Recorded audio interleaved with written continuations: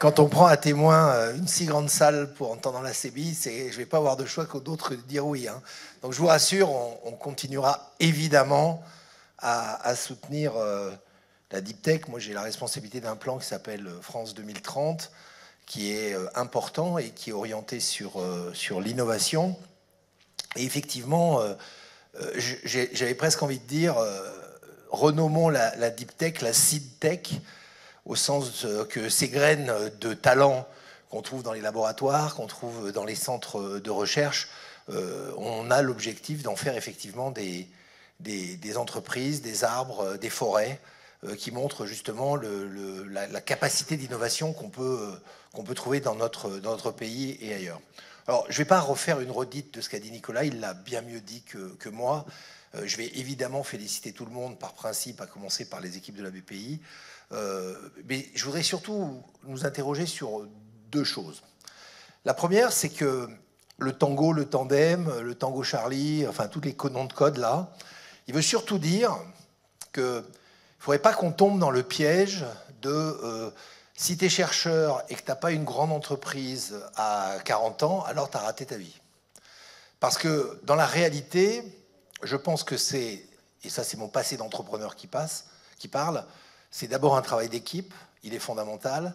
Et quand on regarde une course, par exemple, de bateau, une America's Cup, par exemple, c'est pas forcément le gars qui a inventé le foil ou la peinture qui va plus vite sur l'eau salée, qui a le manche pour faire gagner la course.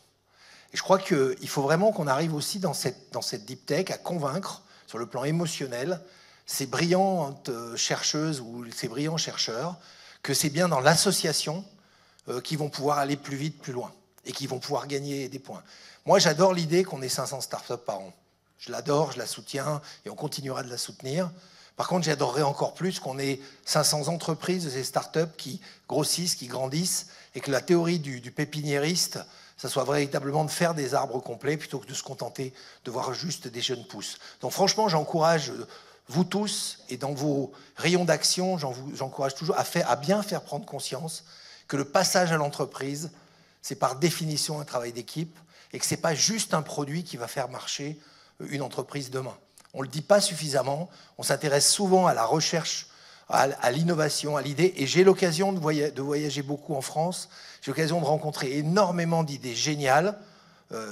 Nicolas parlait de Netri, par exemple, je les connais depuis 4, 5, 6 ans. Je les ai vus naître dans les labos, j'ai vu à quoi ils ressemblaient, et aujourd'hui, leur passage à l'échelle, il vient bien parce qu'il y a un nombre de bonnes fées, la BPI, évidemment, c'est la première des fées de France, hein. La fée de l'innovation s'appelle la BPI, mais aussi il y a un ensemble de professionnels qui se mettent autour d'eux pour que ça avance d'une façon cohérente, pour définir des trajectoires à partir de ces idées. Je vois trop de créations d'entreprises aujourd'hui où il y a une espèce de sentiment de propriété de l'innovation, de propriété de l'invention, qui va finalement finir par étouffer l'entreprise. Donc libérons-la un petit peu, je pense que c'est un premier message que je voulais donner. Le deuxième, il est évidemment sur l'Europe, c'est le sujet de cet anniversaire.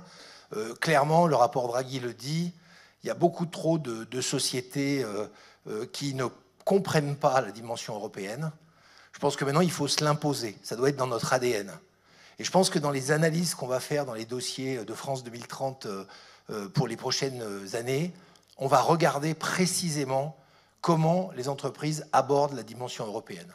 Parce que le faire par juste bonne volonté ou déclaration de foi, c'est sympa. Le faire d'une façon plus spécifique en demandant à chaque dossier où est la dimension européenne du dossier, ça me paraît encore plus intéressante. Et elle n'est pas simplement de marché. Elle est de collaboration, elle est d'association, elle est de trouver des partenaires qui ne pensent pas comme nous, pour pouvoir véritablement faire quelque chose d'intéressant.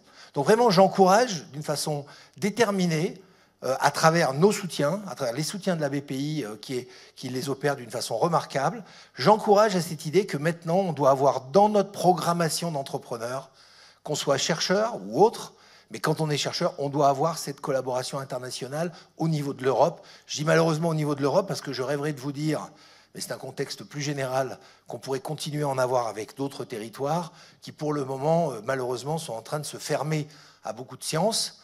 C'est une opportunité pour nous d'aller encore plus vite, encore plus fort, mais ensemble, en Européens. Voilà les messages que je voulais faire passer. Un, les travails d'équipe, de penser maintenant Europe d'une façon obsessionnelle, parce que la voie du futur, ce sont réussir des défis continentaux, et l'Europe est un continent physiquement, mais pas encore dans l'état d'esprit. Et je pense que c'est par la science qu'on peut arriver à le tisser.